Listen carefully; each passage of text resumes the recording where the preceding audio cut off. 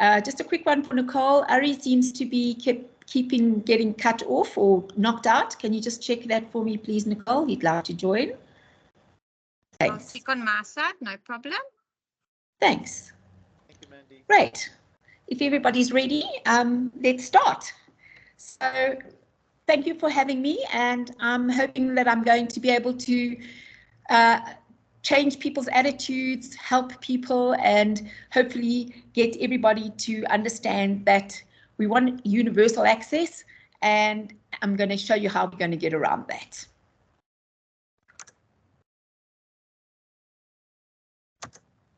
So just a little overview of what we're going to look at. We're going to look at universal design and access, technical details, going green, dimensions, and design elements. And those are the various sections that I'm going to be going through with you guys. So in times gone by, adapted bathrooms were always perceived as looking very clinical. Lots of gadgets and items were often in the way for able-bodied people. So we've introduced in the world the concepts of universal access and design. And with that, the wet room had emerged. And more people are actually seamlessly including these pieces of equipment required into the layout so that a bathroom can remain stylish and functional. And a wet room is used by everybody. So how do we work this? Well, you have to have universal design, and then the universal design leads to universal access. What is universal design? It's a concept that aims to accommodate everybody. So the full range of the population, from children to adults, to people with short stature, to pregnant moms, parents with prams, hearing visually impaired, ordinary adults, and seniors. And this is without or with activity limitations or disabilities. It maximizes the usability of the environment, creating a bathroom that is safe, spacious, relaxing, and easy to use. And by providing flexibility in design selections and planning for people's changing needs and abilities, whilst still including comfort and safety for all family members, you're reducing the need for future costly renovations. So if you're going to be planning a bathroom design, plan from the start to make it universally accessible. Don't have a step into your shower, because you might have to change it at a later stage if you have somebody who needs to use a step-free environment. The creation and products of environments that everybody can use, regardless of age, physique, and degree of disability, are what we're wanting to have. So these principles should be the key factors: efficient design, minimal effort, adaptability, ease of cleaning, maneuvering space, very important, and safety. Remember, it's not technical versus beauty. You don't have to compromise on beauty to get your accessible features. So, universal access therefore implies freeing of the environment from barriers. And this process of removing restrictions means recognizing the features that could form the barriers for some people, thinking inclusively about the entire range of impairments, reviewing everything from the structure to the smallest detail, and seeking constructive feedback from users and learning from mistakes, as well as experienced professionals. Here are some pictures of really wonderful adaptable bathrooms that have height adjustable facilities and ease for use for many different applications. This is the basic wheelchair accessible toilet and shower layout, which is in our SANS 10400, and it's the minimum standards. We have changed the minimum now from 1800 by 1800 to 22 by 24, especially if you're including a shower. And so you'll see the layout. You have the wash hand basin and pan, and the shower on the other side. You have an outside opening door. We'll go into that in more detail later on. Again, you can have the various options for the outward opening doors, or you can use a sliding door. But usually if you're going to have grab rails on the side, then one would need to put the toilet closer to the side wall. And that's what it looks like side on, so that you have your facilities all within easy reach, with a vanity shelf next to your wall mounted basin. Here's another picture of a wonderfully accessible bathroom that looks beautiful and can be used by all. You can see it's got a height adjustable basin. It's got height adjustable shower seats as well. Those are imported and quite expensive, but if you've got the facilities and you can have that, it's fantastic, because then it is truly universally accessible. Controls are very important, and we need to look at this for outside the bathroom as well as inside the bathroom, where we basically want our handles within, door handles within 1,000 to 200. We usually say 1,000. We want light switches at about maximum 1200, but usually we say all controls should be about 1,000 millimeters off your finished floor surface, so a meter above the surface. Wow. Well, with today's world and the way we're going, we really have to look at going green. And as you can see, you can make beautiful bathrooms that are wonderfully accessible and also green. And what do we do with this? Well, with the toilets, we replace old toilets, or we introduce a floating water saving device or a new dual flush system, and your total water usage per flush can be drastically reduced. With mixers, we introduce faucet aerator aerators, which reduces the amount of water flowing from the tap without diminishing the water volume or the water pressure. For showers, again, a 5-minute shower uses 1/3 of the water than a bath does, saving those long soaks just for the special occasions, please. Also taking what we call a navy shower, where you shut off the water while you soap, shampoo or shave and turn it back on to rinse off. Your shower head flow restrictors also keep water and electricity bills down. With the high cost of electricity, everybody's aware how expensive electric geysers can be. So looking at replacing these with use on-demand heat pumps or solar geysers will cost a bit more on the outset, but it really will prove to be cost effective with lower monthly costs down the line. And very important, with having just heard Eskom wants to up our rates again. When somebody comes into any kind of environment that offers bathroom facilities, quick questions to always ask, and even if you are a person with a disability going to plan your house or plan your renovations, these are your quick questions. How many bathrooms do you have, and how many people share each one? Access should be quick and easy. So, do you and your family prefer a shower or a tub? Do you have a disability that has an impact on the way you use the bathroom? And do you require assistance using the toilet, bath or shower? And these are the questions that should be asked, because this will then determine where the positioning is and what facilities that you're going to offer the person for the bathroom. National building regulations, which are our standard 10400s, and our part S is the section on facilities for people with disabilities. They have a section that offers minimum standards, and that's that part S. And we get the layouts that are planned for public areas, which give you the broad spectrum of basic options. But when you're designing for individual, these regulations may be adjusted to the person's specific needs. Obviously, certain heights and measurements must be adhered to, like the height of a toilet seat and the height of a shower seat, the height of a basin, so that you ensure workability of products. So it's always advisable to have a qualified universal access assessor to advise on layout, or an architect that's had the qualifications in universal access before your work commences.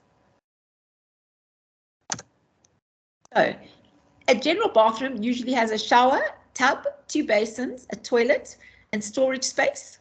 The room needs to accommodate quick changes from one item to the other, so space around the product is optimized in relation to the individual user. And here's a standard layout. Remember that a minimum turning circle for a wheelchair should be 1.5 millimeters. So you always need that clear space if you can arrange to have that. Sometimes making slight adjustments to the bathroom enables people with physical impairments to function independently for a long time.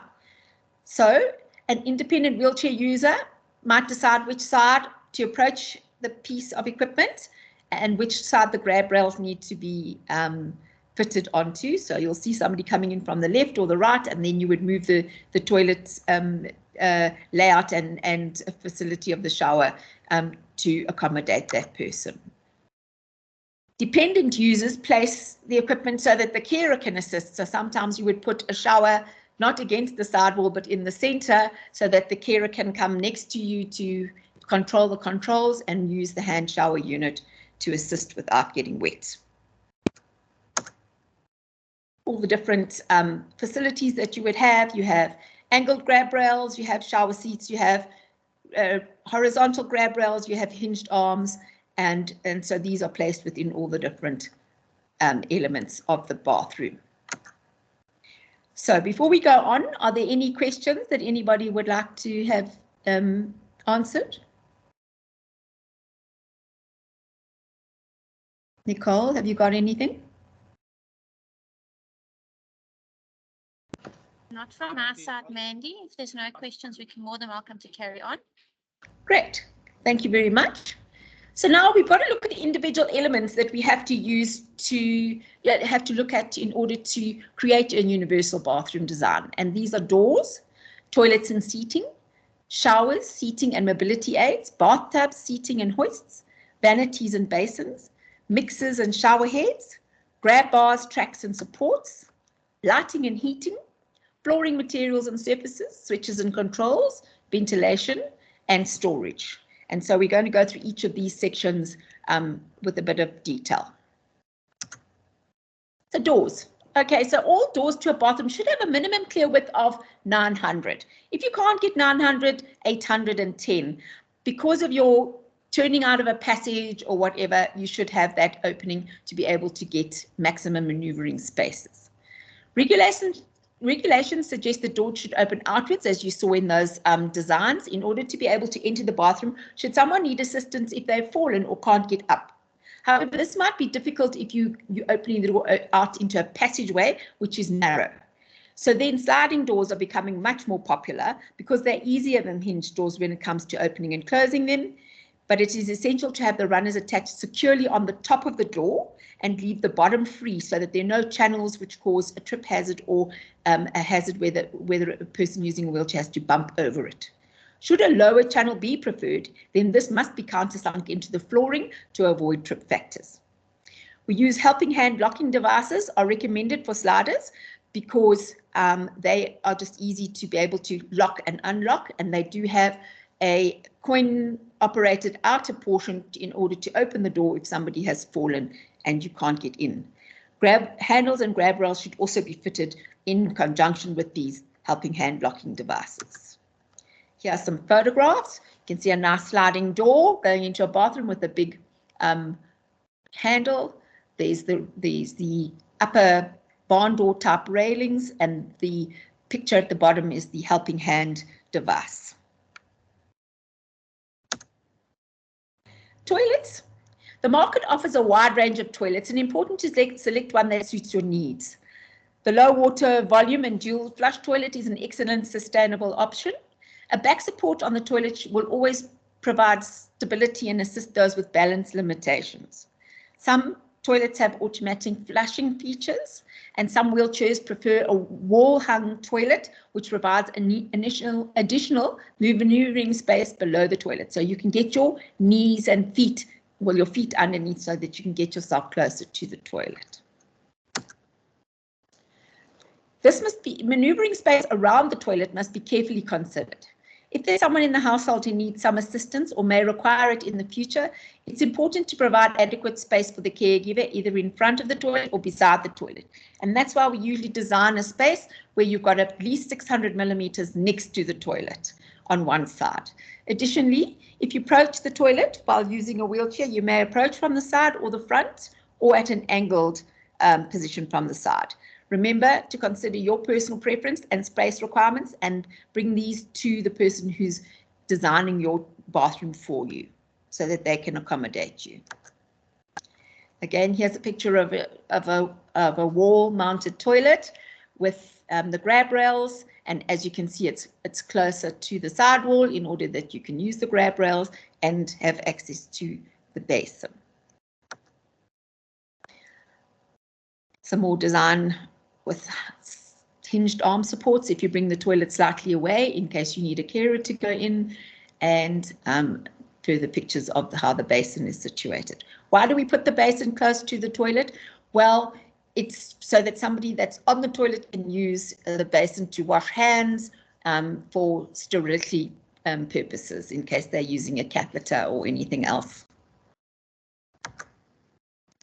The toilet should be designed, if you're putting it towards the sidewall, between 460 and 480 from the sidewall, because if you've got those grab rails there, it ensures they're within reach and they are then usable.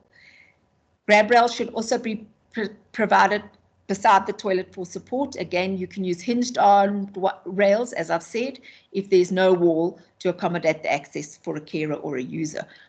Again, people might have a weakness on one side or the other, and therefore you might have the angled grab rail on the wall and still want to have a hinged arm support on the other side, which then gives the person double support when they are transferring from the toilet back onto the wheelchair.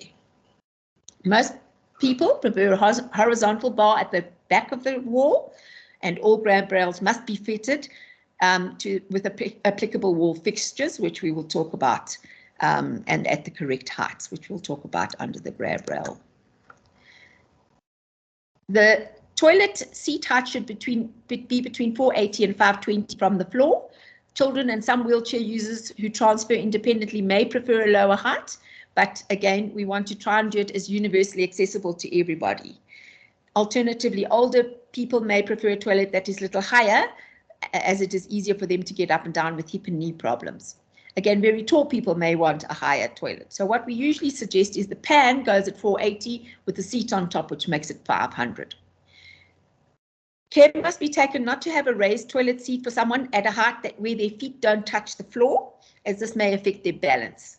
So again, it's always good to have it personally designed for the person if it's in a private home. Always choose a seat that has metal fasteners, as these will not snap when the seat flexes. If you have a paraplegic or a quadriplegic transferring onto a toilet seat, their butt and lower limbs are dead weight because they are paralyzed, and therefore there's a lot of weight and flexing of the toilet seat when the person transfers on and off. So it is better to have the metal fasteners, not the plastic ones. Otherwise, you are constantly having to buy new ones because you snap the screws or the bolts. There's a popular polyurethane seats with slow close option, which is guaranteed for 10 years, but they are imported and so a little bit more expensive, but sometimes those are the ones that are better to be purchased as they will last longer. As we said, going backwards. Flush control should be located within an easy reach. So usually on the open transfer side of the toilet, or it can be on the inside wall, but then it must be closer towards the front of the toilet and not to the back. If you've got flush control units on a cistern, then it definitely has to be on the open transfer side of the toilet. You can't lean across a toilet to try and flush if the unit is, if it's a cistern and it's on the inner wall of the toilet. Placement of the toilet tissue dispenser should also be carefully considered so that it is easy to find and does not interfere with the use of the hinged grab bar. It should also be within easy reach, not requiring somebody to lean or over too far or reach back or to the side. An excellent idea for people who have limited hand function is a toilet that sprays water for cleaning and hot air for drying. Should your bathrooms have a drain in the floor, a flexible short hose can be located next to the toilet for ease of cleaning. Some homeowners have chosen to install a urinal in their bathroom to better suit their needs. Please remember that then the urinal can have grab rails to be installed on the walls of the bathroom for better use of their needs. And it can be used to increase its usability further down the line. So you might have a urinal that's installed for a person, and then later on when they get older or maybe get more disabled, you can add in the grab rails. Any questions before we go on to bath and hoists?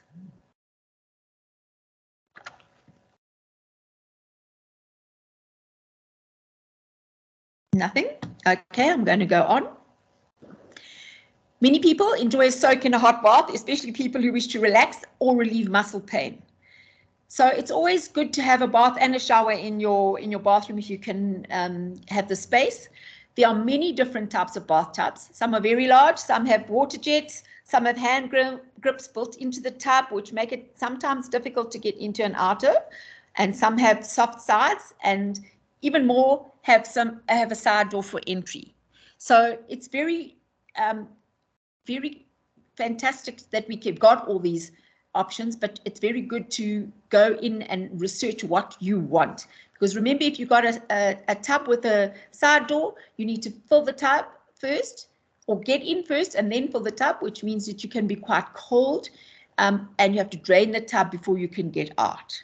It's important for safety purposes to have a non-slip surface, grab rails, and a flat bottom tub to provide stability. Grab rails again and hand grips should be checked to ensure that there's adequate reinforcement to support the person's weight, and it must be placed at convenient heights and positions for the individual's requirements. So the horizontal grab rail for a bath runs along the length of the bath, plus if you've got a transfer seat at the end of the bath, and it should be installed at a height of between 555 and 580 millimeters from the finished floor. Alternatively, this rail can be cranked at an angle to the horizontal, and a vertical rail should be 500 millimeters long to be installed at a distance of 600 millimeters from the sidewall at the tap side of the bath. So that's kind of in the middle of the bath, so that if a person is climbing in and out, they can hold on to that. Grab rails should be at least between 35 and 45 millimeters in diameter and fixed with a clearance of 50 to 60 millimeters between the rail and the wall. And the material of this grab rail should be such that it has a good grip even when wet, and should contrast visually from the background for people with visual impairments. Here's some pictures of the various bath options. The top one shows you the bath that has the areas around the side. The tap is on the mixer is on the side, so you can actually fill the bath before you get into it, and it has some portable handrails and fixed handrails with a shower unit. The bottom two have openings where you can get into the bath, sit down, and then fill the bath up. So there's a wider variety of mechanisms or lifts that can be used with the bathtub to lower and raise you into the water. Many of these are designed with a bath seat that swivels to allow ease of use.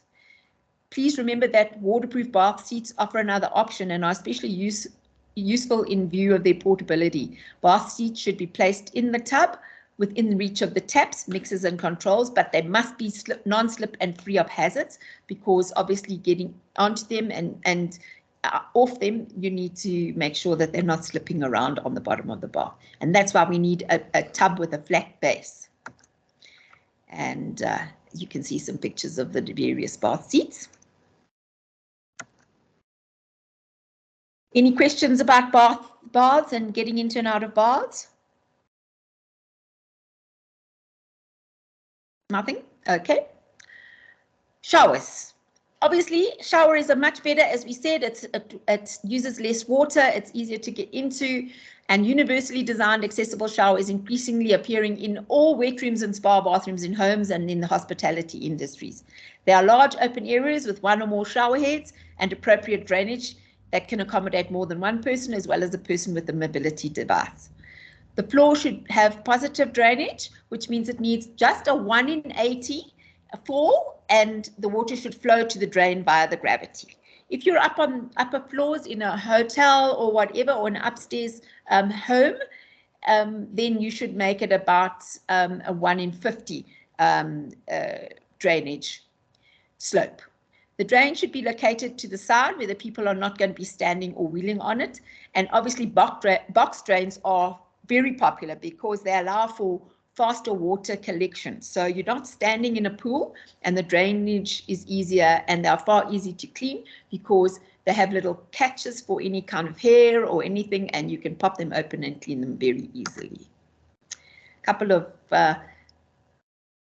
showers that are step-free with the various shower heads. So the one on the right with the purple towels has a rain head shower. It has an adjustable shower, hand shower unit that can slide up and down the vertical pole, and it's step free.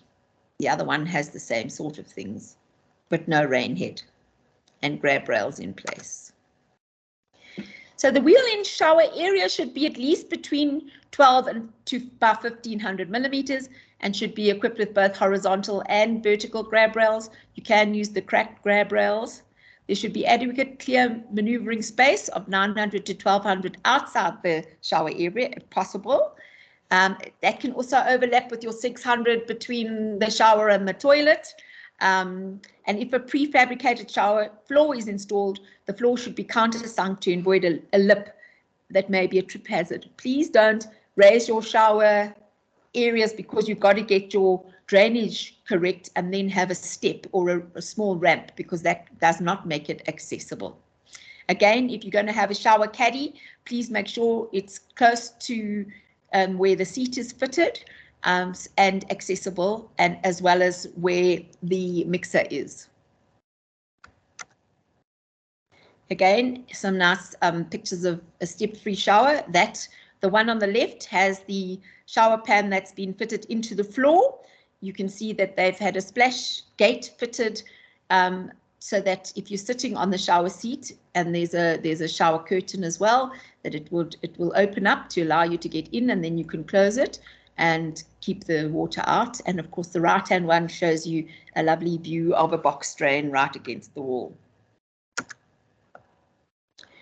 So let's talk about some shower seats. Lots of retailers offer fixed seats and fixed fold-down seats, as well as portable shower seats and commode wheelchairs. The fixed shower seat should always be firmly anchored and allow easy access to the controls, as said. The surface needs to be non-slip and wide enough to allow for a comfortable sitting position with the person's feet touching the floor. Therefore, the seat should be at about, again, 50 centimeters from the finished floor surface. Again, the seat itself must be minimum 400 by 400. A lot of bathroom suppliers are supplying very small little tiny seats. They are not comfortable and you cannot sit on them, and you have to think about today's environment and the people that live in South Africa, and we have a lot of people that are larger and need to be able to be comfortable on a shower seat.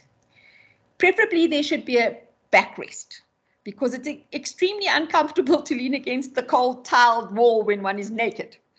And the seat surface should try and be as pliable as possible, because hard surface can cause pressure problems. A lot of people with spinal cord injuries have no gluteal muscles, which are your butt cheeks, and therefore they're sitting on the hard bones of the pelvis, which are called the ischial protuberosities, where your sciatic nerve goes through. Unfortunately, if you touch that sciatic nerve, it kicks you backwards because it's quite sensitive. I don't know if anybody's had sciatic pain and sciatic problems. You know how that pain goes down your leg. So we're looking at a pliable, so more of a plastic or a polyurethane, which is better than a hard metal. But you can also get a waterproof or memory foam cushion if you're in a private environment to ensure comfort.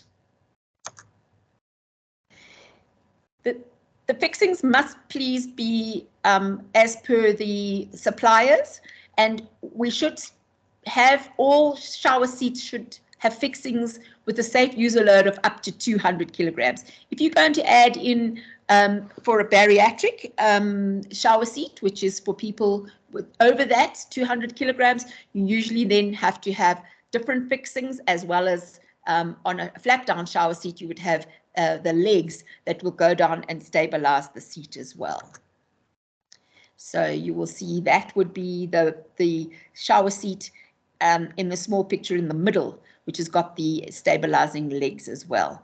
And as you can see, different types of shower seats. The one on the upper right-hand side has an adjustable shower seat height, and the others have armrests that come down, which help for ease of getting onto and off of the shower seat, and the other one is just a shower seat. So correct Grab rails or armrests must be placed at compliant heights and distances from the seat to ensure ease of movement onto and off of the seat. This should be chosen carefully so that the chair is the correct size for the person using it. Again, we were talking about the various shapes and sizes of people. For commode chairs, cheapest is not always the most effective cost-wise, because sometimes the cheaper chairs tend to be not as rust-proof as the others. So it makes your replacement period shorter for these chairs. There are various types of these chairs. Some have 4 small casters requiring an assistant to push you into and out of it. Some are self-propelling, and there are larger units that have electric controls to raise and lower the seat and the backrest and arm positions for the people with extreme movement and balance limitations. Here are some of the various options.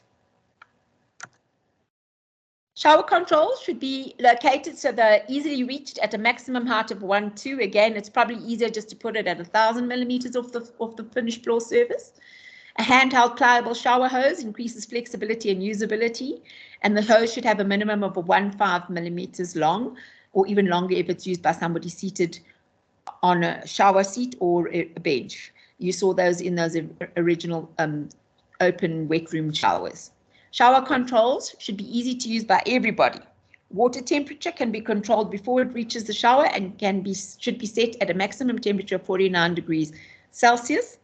And we should always use the color and texture to reinforce the information on the controls for people with visual impairment and for anybody else. I always turn the shower on the hand, adjustable hand, and make it warm enough and direct it onto the back wall of the shower if there's no shower backrest, in order to warm up and also to make sure I know which way is the hot and which way is the cold, because it's very difficult with mixers to know which way to turn them.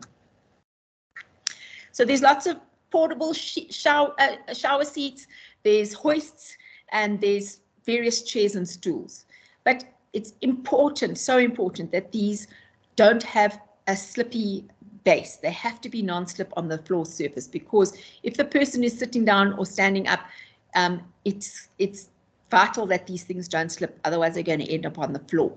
And they should always be placed within reach of the grab rail so that you can hold on to while you're getting up or sitting down. Portable hoists are a wonderful option, because if you don't want to have fixed seats in your shower area, then you can go onto the hoist and move that into the shower. Are there any questions at this point?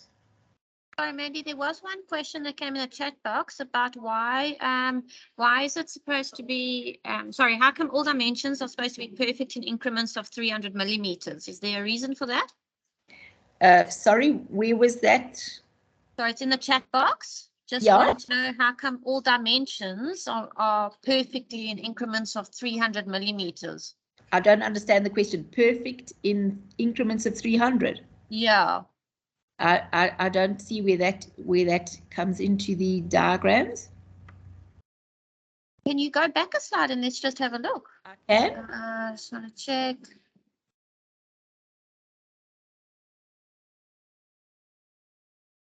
No, also can't pick up. Okay. Carry on, but Derek, if you want to unpack that more. The layouts are as per the building regulations. So I don't know about the 300 millimeter increments that people are asking. If we can ask them to unpack it a bit more. That would be great. Perfect. So let's talk about vanities and basins. Many bathrooms have 2 sinks or wash basin areas in the vanity cabinet. A universal design approach might be to install them at different heights, so that you can have an able-bodied person with an above-mounted basin, and then maybe an in-mounted basin for a person who might be using a wheelchair, if there was a husband and wife that have different heights, or you just have different people with different heights. It can also be brought forward to accommodate knee clearance when used in a seated position. A shallow sink with the drain offset to the rear is also recommended. If you're just doing a wall-mounted basin or sink, this allows sufficient knee space and result in the drainage pipes being out of the way, eliminating the hazard of leg burns for hot water. Alternatively, the drainage pipes may be insulated. Vanity should be at a height of 800 millimeters. So that means that the basin height must be, if it's countersunk, at the vanity as well at 800, so that people can make use of it. Otherwise, if you've got a basin on top of a vanity, you're trying to brush your teeth, you have to be very good at spitting far distances, because it's very difficult to get your if you're brushing your teeth, to get your spit out into the basin if it's too high. So adaptability can also be achieved by installing a vanity with adjustable height counters. There are a number available from various bathroom designers. There should always be sufficient knee space provided at the vanity. As we said, don't put a big vanity with a vertical front, because that gives you a problem, because then you can't get in underneath. As we said, wall-mounted basins are preferred, and usually we put the vanity alongside the toilet for the basin for toiletries or cosmetics. We suggest that mirrors should start at the vanity basin height at 800 and extend up for 1,000 millimeters, 1 meter, because that gives universal access use for a standing person as well as a seated person. And international best practices suggest that there should be a basin within reach of the toilet so that the user may wash their hands whilst on the toilet, and this can be separate to a vanity area if you want to have a bigger vanity area. So here are the various basins that you can see. The one in the middle has a separate vanity area which you can get into, and then the toilet has got a small basin at the toilet. So the right-hand one has a basin that's protruding out of the vanity area, which gives you access to the taps and access to the basin so that you can get your knees underneath it. Again, some more design opportunities, and have a look at the basin on the right-hand side. It's got an amazing tap with a little loop, and we'll show you that with the taps. That's so easy to use, the mixer, because you can actually even just use a finger to lift it and to turn it if you've got limited hand use. So we move on to taps, shower heads and mixers. Again, there's a myriad of choices, but a mixer controlled by a single lever or a motion detector is the most convenient. This provides flexibility and ease of use for all family members. Taps and mixers at the wash basin and in the shower should be clearly marked to indicate the hot and cold controls. There are options of mixers with an opening to assist persons with limited hand movement, which is we were talking about. And again, sometimes in a basin, in a bathroom, you might want to use the longer kitchen type spout to assist to bring the water closer to the edge of the basin for people of short stature or persons with limited reach capabilities. And again, here are the various things. For the shower heads and mixers, there's lots to choose from. So a rain head, your adjustable handheld shower, and these can be all installed in conjunction with each other. And again, the two pictures at the bottom on the left and the right are showing you the longer tap spout, and the one on the right, again, an angled tap spout, which gives you the water coming at an angle, so it's easier to get it. Here are your taps with the opening in the mixer top, so that you can move it easily. And the picture in the middle at the bottom is an amazing tap, which I love, because it shows you clearly with little mosaics on the back of towel which way to turn to get hot water and which way to turn to get cold. Anything about taps and mixers and basins? No? Okay. So we've spoken about grab rails all the way through. So we need to say that they offer support and stability to a person using the sanitary facilities, either while they're sitting down or standing up or transferring to and from a wheelchair or just adjusting their clothes. All grab rails should be tubular with a diameter between 32 and 38 millimeters and have a clearance of between 50 and 60 millimeters to the wall. They should have a surface that provides a good grip when wet and contrast visually with the surfaces against which they are viewed. Grab rails are weight bearing and therefore should be firmly fixed to the wall, and the wall construction should be selected or modified to adequately support the grab rails and to allow for possible future relocation in situations where sanitary facilities are provided to meet individual needs.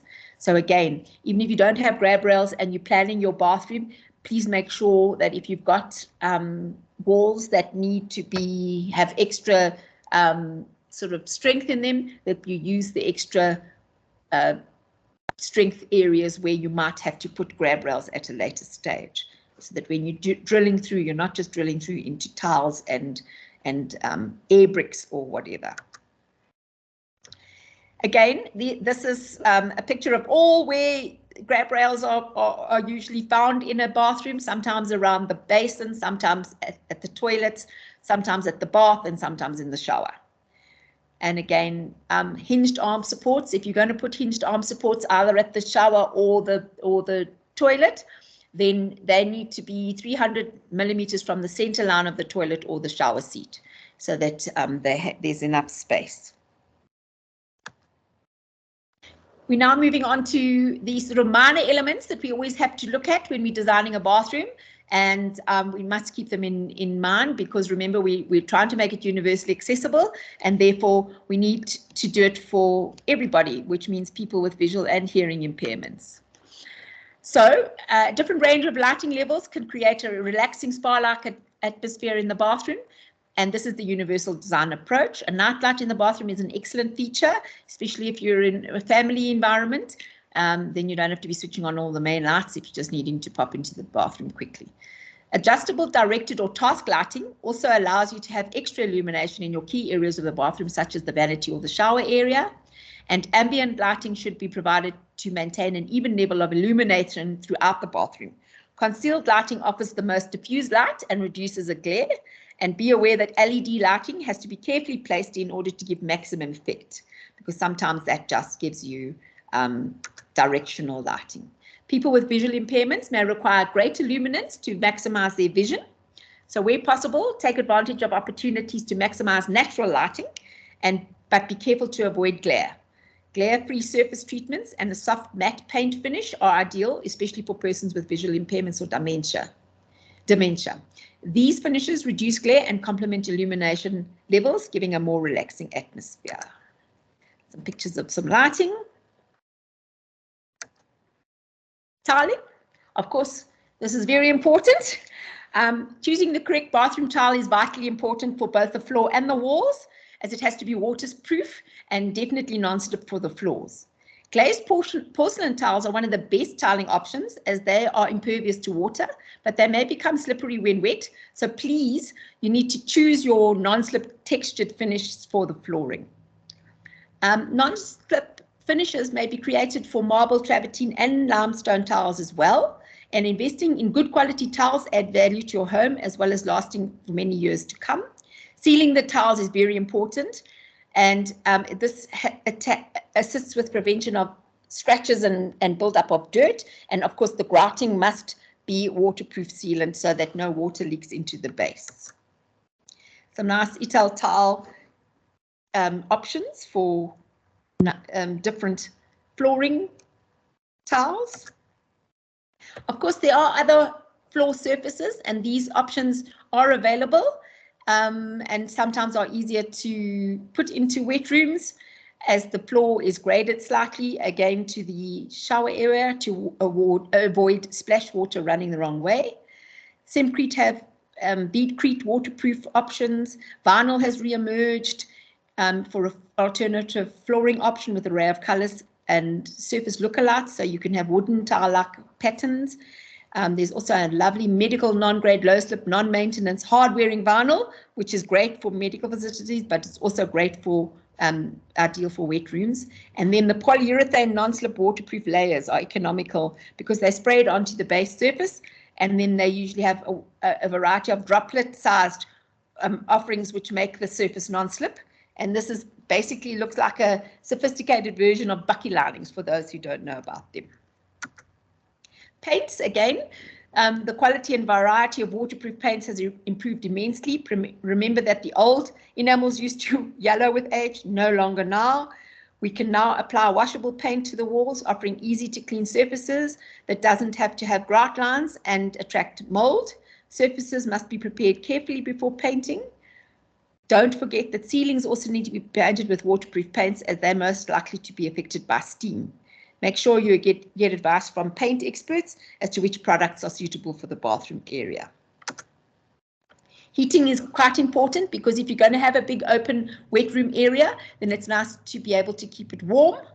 And so we need to look at the various options. Obviously, the underfloor heating can be extended. Radiant heat ceiling lamps are inexpensive and effective, but remember, then we need to have some sort of switch mechanism that can switch them on and off. And of course, heated hand towels and towel rails are luxurious and very, very necessary in areas like the Cape, where you get a lot of rain in winter and your towels don't dry. So a heated towel rail is not only a luxurious, but it's a must-have. Switches and controls, again, as we said, need to be located within easy reach and must be easy to operate. An electrical outlet should be strategically located within the reach of someone both standing and seated, either near or the sink or the vanity area for razors and those kind of things. All controls and switches, including the switch for the ventilation fan, should be located at an average height, again, of 1,000 millimeters off the floor. Just some photographs. And ventilation. Windows are always wonderful, but they must be placed at heights that we can open by all. So it's always nice to be able to access a window and be able to open it. Ventilation fans should be quiet as possible, and their controls within the reach range. And today's bathrooms are incorporating large windows with views onto private gardens, as well as doors opening into open areas.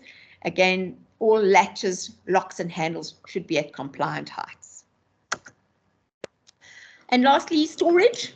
Storage is always an issue within a bathroom, as the space is always limited. But if this is the case, then it's even more so when people using mobility devices and wheelchairs and children come into these areas, because high shelves and cupboards will never be accessible. So lower cupboards, if you're going to have cupboards, should have drawers which allow access to the back of the cupboard space. And of course, the best thing and the easiest thing are roll-around storage units, because these are ideal to allow supplies to be on hand at any station within the bathroom. So if you're going to have a shower, you can take the caddy to the shower area. If you're going to have a bath, you can take it to the bath or the vanity area and have all your showers and facial creams and scrubs and shampoos and small towels and whatever you need to go with you. So there we go, various shower options, storage options. And in conclusion, I just want to say, with careful planning and the correct advice, you can turn your bathroom into a universally accessible, beautiful and functional space. Thank you. Are there any questions?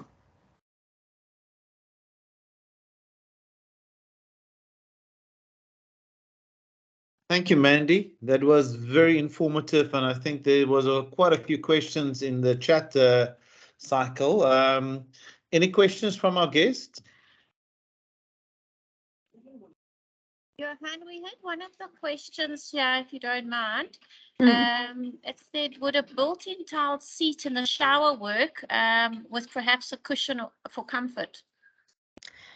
So yes, it can work for various people. Obviously, that would work for people who have more mobility than those that have less. So if you've got a person who's ambulatory with a disability, so somebody who can walk, that seat can work, because you can also have grab rails. But a person who would be a quadriplegic wouldn't be able to transfer on and off that. A paraplegic may be able to do that, depending on how able-bodied they are. And again, yes, if there is a seat, one could use that. Obviously, tile seats are fantastic for children and for able-bodied people, pregnant ladies, any women wanting to shave her legs. It's always good to, if you've got the space to be able to build in a fixed seat, it's great to have that. But it's also good to have the option of, if you haven't got the space, to have a fold-down shower seat, which then allows you to sit when you want to and move it away when you don't. Thanks, Mandy. That does make sense. We have another question here is, what is a good way to test whether the grab rails have been adequately secured? Okay, so obviously it's most grab rails, when you buy them, they will give you the securing, the fasteners, the various raw bolts and screws and things like that. It will also give you the directions on how to fit them. But obviously, the best way to do it is to have as big a person as you can hang on it for as long as they can. If it pulls out of the wall, then you know it's not been fitted correctly. But please don't get a person with a disability tried out first. Thanks, Mandy. And then we also have another question. What happens with timber frame dwellings with regards to grab rails and fittings? Okay, so with that, you then have to have what we call the extra timber that's added in the place where you're going to put it in, and there are specific dimensions, and you would put in an extra wooden beam, or not a beam, a plank, but it has to be a specific dimension, because obviously if your bolt is 80 millimeters, then you have to have enough wood there that it can go into 80 millimeters. And it has to be those extra stabilizing pieces of wood would have to be put at the correct specific areas where you're going to be affixing the grab rails. So it can be done. It's done in America. A lot of the homes there are timber and you know, timber frame homes. Thanks, Mandy. I think on the chat box, I think that's all that's come up on the questions. So if anybody else has any questions, you can let us know. Yeah, I think a lot of the questions that was there was also now be tackled by Dale from from Stunning Bathrooms. It created the Italtile Care range for Italtile. So that's next up. So Dale, if you're ready, thank you very much. You can start your presentation. Hi, thank you everybody for your time. As Johan said, what we have created together with Stunning is the Italtile Care range, and we actually think it's quite exciting because it's not only aesthetically pleasing, it's as well as universally functional. So we've tried to take the clinical outside of all the frail care and make it functional. So I'm just going to add in the slide. Right, so as you can see, Italtile Care has got their own branding, which we've all created together, which is lovely. Italtile Care range has got 8 products. There is an acrylic folding shower seat, 3 straight grab rails, 2 cranked or angled bars, a cistern rail, and a drop-down rail. All the links in the seat designs are exclusive to Italtile. So they are only available to Italtile and the Italtile Care range. They are not sold to any other retailers. No other retailers have access to these products. They are 100% recyclable and, most importantly, locally made and proudly South African, which is really, really nice, and we're very proud of the product that we've created. Right, a little bit of background about Stunning is that we've been around since 1997.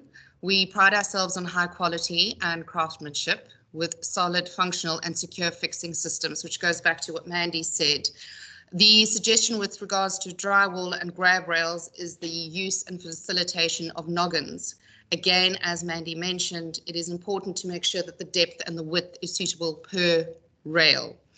The frail care products are designed to assist with daily living activities. And again, I revert back to what Mandy's mentioned. It's based on the individual's physical needs. So it's assisted living. It's not it's not the only source of frail care. Then we also only use stainless steel, grade 304. Our products are easy to install and they're supplied with mounting system, bolts and fixations, as well as images on how to actually fixate the products.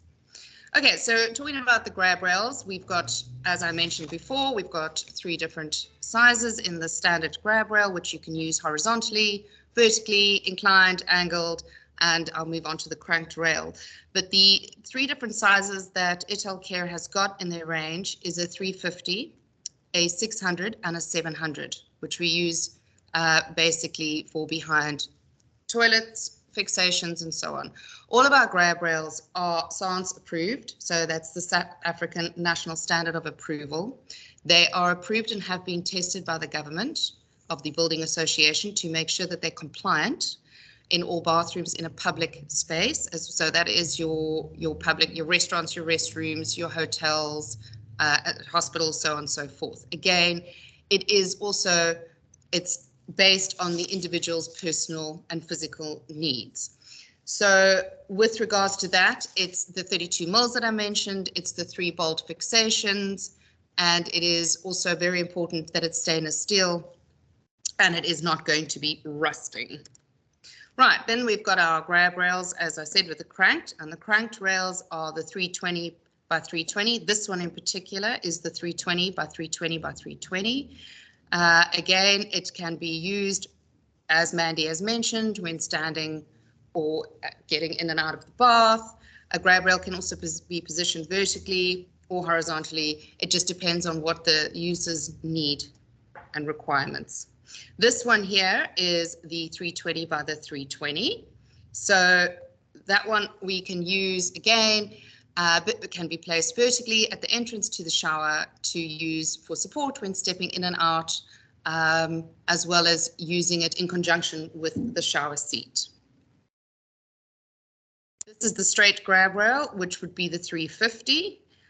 Again, this is utilized in the bathrooms in a public area. It is suggested, as per the standards, that it will be used with, on either side of the toilet, it is suggested that you have a rear wall fixation and a side wall fixation. So that is important when you are designing your general use area.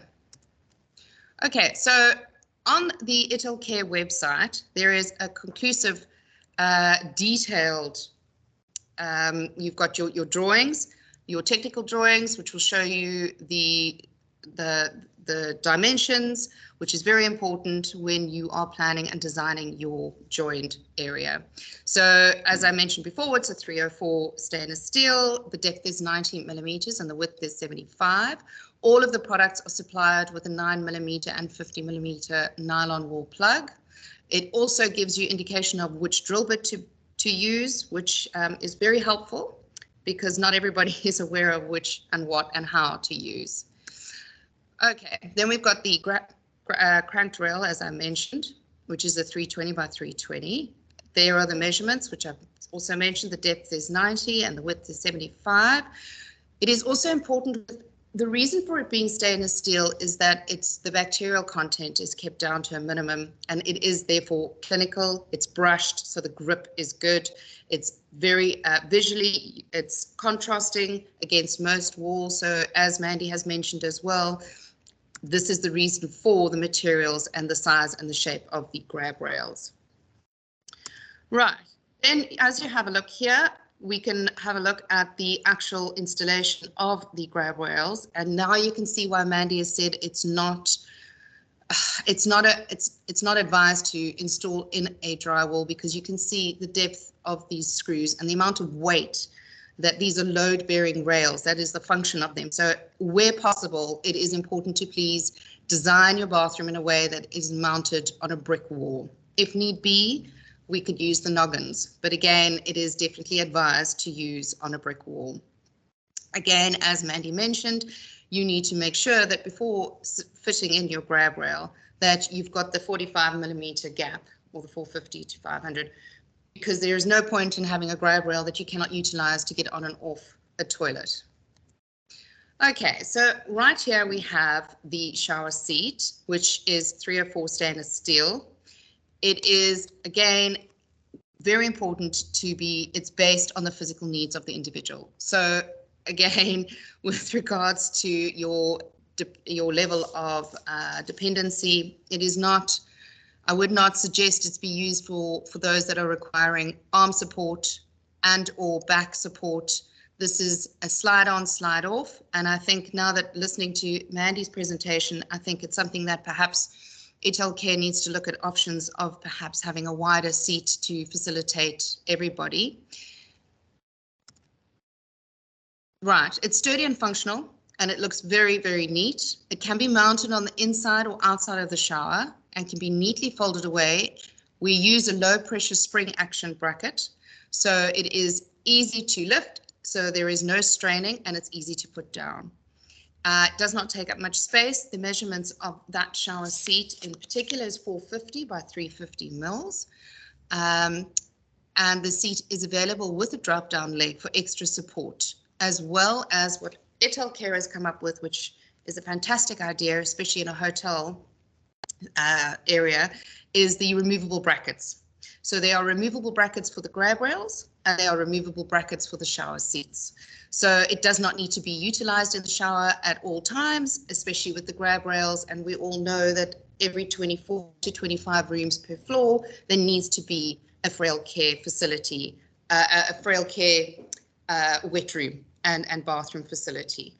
So the water slots on the seat are for drainage, as well as you will see the mounting little screws that on the seat, they are there for design as well as functionality, and they're there so that the individual it's not completely slippery when they are soaping themselves. It's really a safety feature.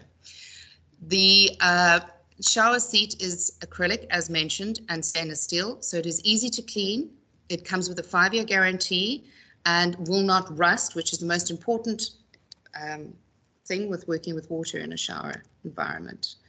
Okay, so again, the seat is not recommended for a drywall installation, and I would go as far as to saying that a noggin in this case is not going to be sufficient. I don't think that the risk factor is worth using a little piece of drywall and a piece of wood to hold up 120 kilos.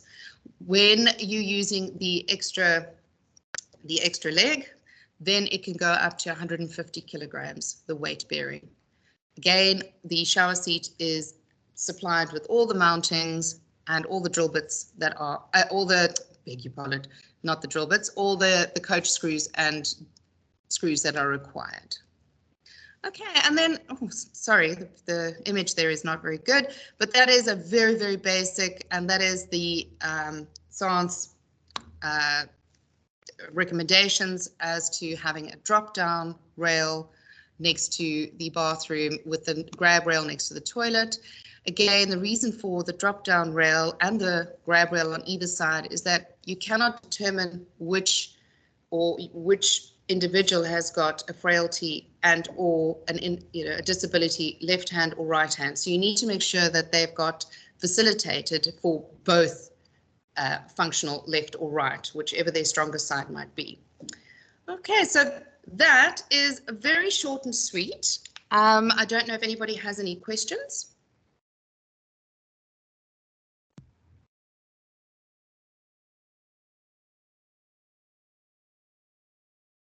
Hi, Del, it's Mandy. Can I just jump in there? Please do. I just wanted to also say I've been looking through the questions, and somebody asked why the basin was so close to the toilet. It's it is 25 mils from the front of the toilet. The toilet front has to be 690 from the back, specifically so that you can have the seat that can go up. But that's why we look at maybe a second basin, a small second basin that's just placed by the toilet area if you are looking for a full bathroom. So you have a little tiny 300, 400 ml basin that can be close to the toilet so that it can be accessible. But obviously, if one is having a bigger bathroom, one would have a bigger basin somewhere else. And that's why the toilet needs to be quite close. And as you were saying, with the horizontal bar, Yes. if you've got a cistern, then you have to have a bar that has a longer sort of before it bends, so that it can go around the cistern. So there's two different types of, people must remember that they mustn't just buy the grab rail with a shorter connector to the wall. They need to have a longer one that would go around a cistern. Because a lot of times people buy those short ones and then they put them above the cistern and then it's too high. It's at 830 mils or something, and then it doesn't work. Yeah, so what we've done actually, because we manufacture locally, we've actually sat down, and that's the unique part about the Italtile range, is that it can be modified to the specs as per required, because not every room is exactly the same as every hotel room, as every home, so we can manufacture as per the individual's request. And again, it's not imported, so we can get it made up and or powder coated black or white as per their, or even gold as per their personal requirements. Yeah, obviously, if there's a concealed cistern, you've got to be careful again with these Geberit type toilets where they've got the flush unit that's concealed. So now you're putting grab rails onto a built-out smaller wall, as you were saying, not always strong enough. So you must be very careful about where you put the grab rails. Absolutely. Thank you, place Mandy. them. Is there any more questions for Dale?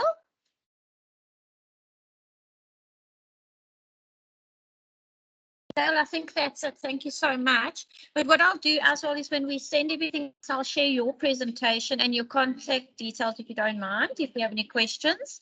Not at all. And then what we'll do is with the recording of the video, we'll send that through to everyone. Johan, from your side? From my side, thank you very much to Mandy and Dale. We really appreciate it, and all our guests for the turnout and making time out of their busy schedules to join us for this webinar. It was a